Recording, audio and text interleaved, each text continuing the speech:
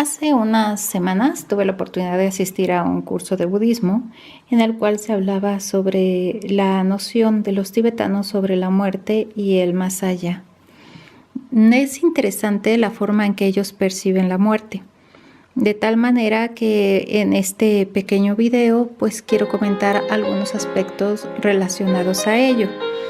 En este momento les estoy mostrando este rincón en mi casa en el cual realizo meditación varias veces a la semana. Trato de meditar del diario, a veces me cuesta un poquito de trabajo, de tal forma que turno un día de ejercicio y un día de meditación, pero trato de meditar porque eso me mantiene muy bien. Considero que la meditación es básica para tener una muy buena salud mental.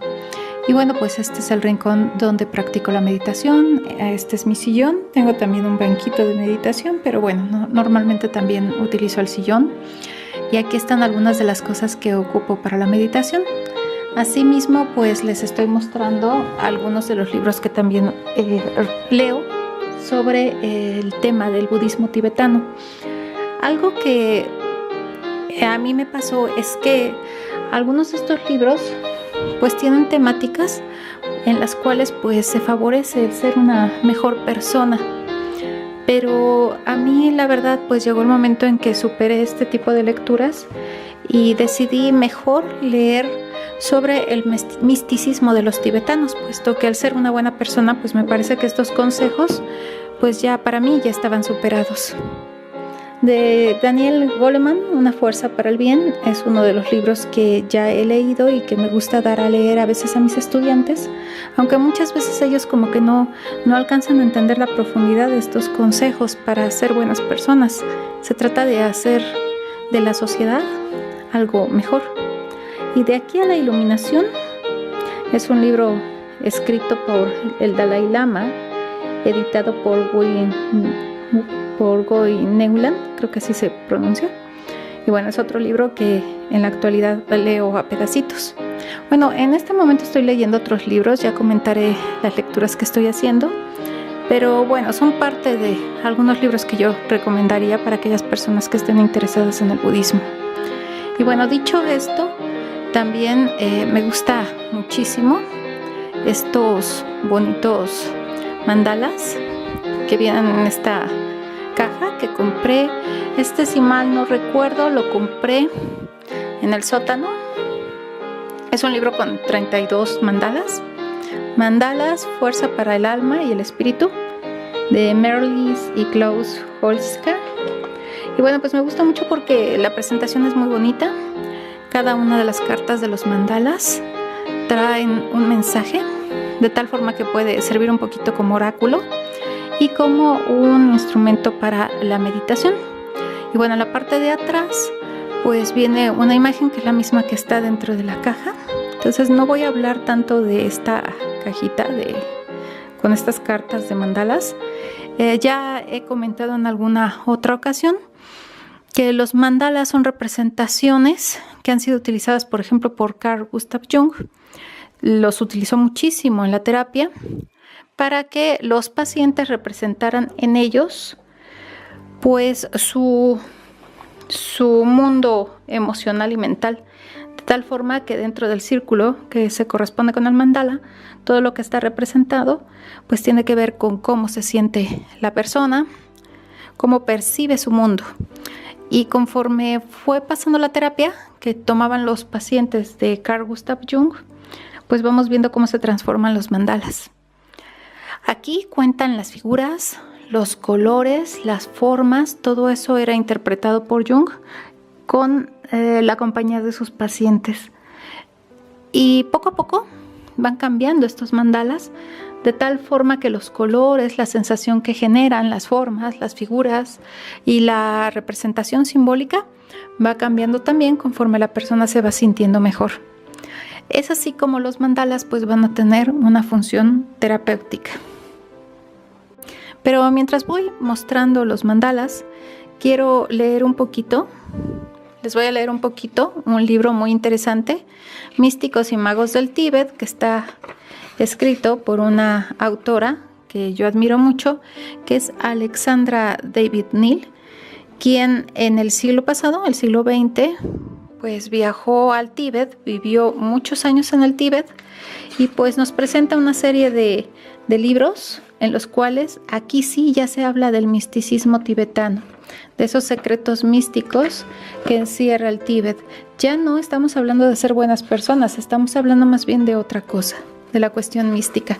Y bueno, esto lo hago en referencia al curso que tomé hace unas semanas, porque comentaba con algunas personas que me llama mucho la atención que también en el mundo tibetano pues existe la presencia de seres mágicos, seres interdimensionales que se asemejan mucho a hadas, duendes. Tal es así que, por ejemplo, el Yeti podríamos hablar de que se trata de un ser férico. Pero bueno, voy a leer un poquito y voy a ir comentando acerca de esto. El budismo enseña que la energía que produce la actividad mental y física de un ser es causa de la aparición de nuevos fenómenos mentales y físicos cuando este ser ha sido disuelto por la muerte.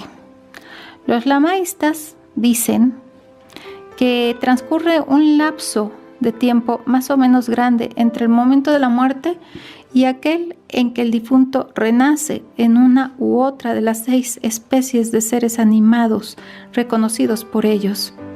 Entre esas 6 especies están respectivamente, en primer lugar, los dioses, en segundo lugar, los no dioses, especie de titanes, en tercer lugar, los hombres, en cuarto lugar, los no hombres, que comprenden los genios, los espíritus, las hadas, etc., de carácter amable unos y malhechores otros. Aquí quiero señalar el hecho de que muchas veces en la New Age se habla de aspectos bondadosos respecto a hadas y duendes, pero tenemos que tener mucho cuidado porque en las tradiciones antiguas a estos seres pues se les señala a veces como buenos y en otras ocasiones como muy negativos.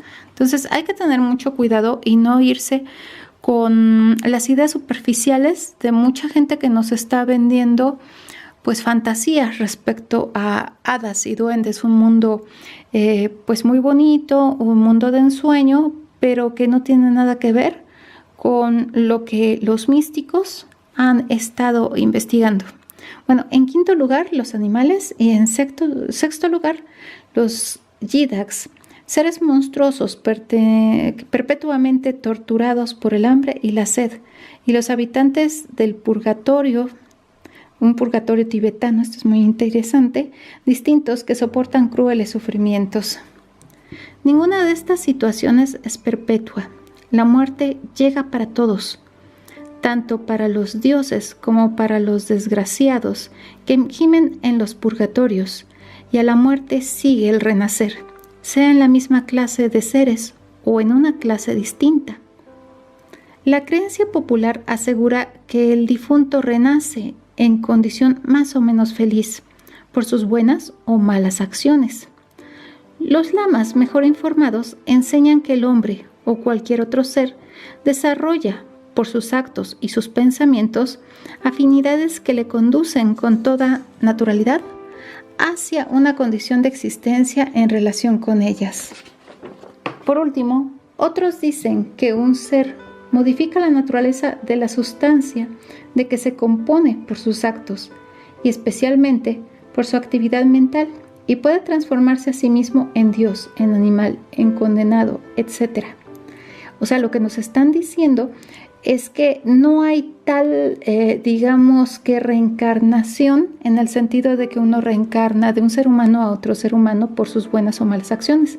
Es mucho más complejo, de tal forma que según estas ideas, dependiendo lo que se haga después de la muerte, se puede, digamos, no reencarnar, porque ese no sería el concepto adecuado, sino se puede volver a la vida como cualquiera de estos seres de las categorías que yo mencioné, desde Dios, genio, hada, un ser humano o un animal.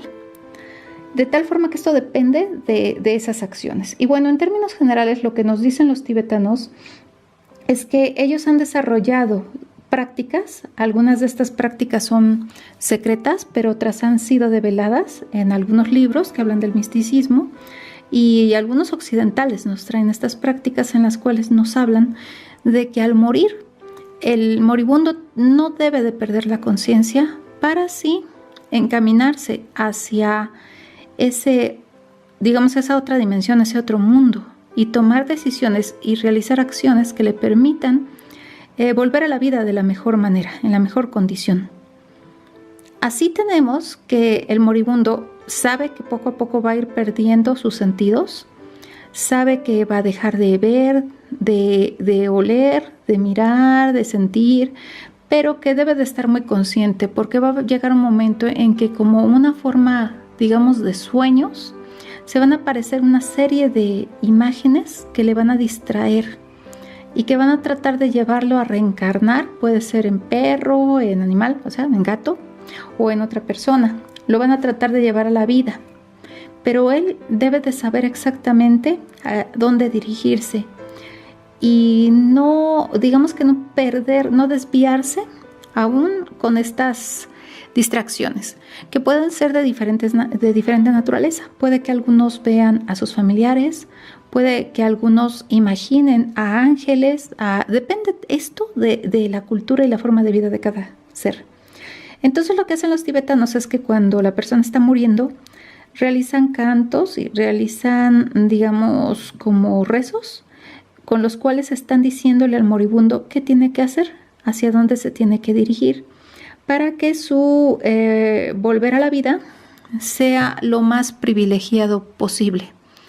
Por otro lado, nos dicen que de todas maneras, pues el hecho de las acciones que ha tenido en vida, pues también va a influir.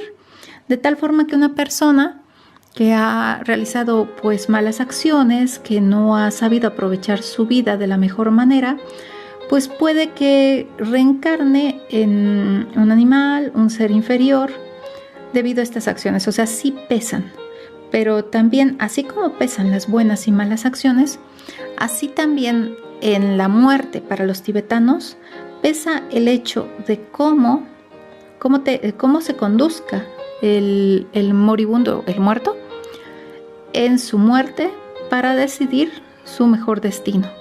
De tal forma que para los tibetanos pues pasa un tiempo no tan corto entre la muerte y el volver a la vida, pero en este tiempo, bueno, pues el moribundo tiene mucho que hacer, como es evitar, digamos que irse con estas alucinaciones, irse con la finta de estas alucinaciones, no dejarse engañar.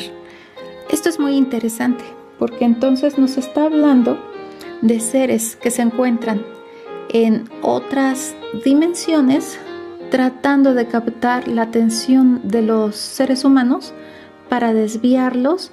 Por el simple hecho podría ser de maldad, por el hecho de alimentarse de alguna manera de estos seres humanos cuando mueren, de la energía de estos seres humanos. Y sin embargo también los tibetanos son muy claros en afirmar que existen estos seres conviviendo con los seres humanos. En el mismo planeta tenemos seres que están habitando en la misma tierra, pero podríamos llamarle en otros planos dimensionales tal vez. Y que aunque casi siempre están separados al plano que habitamos los seres humanos, los seres digamos que más materiales y además orgánicos o biológicos, pues en algunos momentos también pueden aparecer en la realidad de los seres humanos y bueno, pues también influir en esta realidad.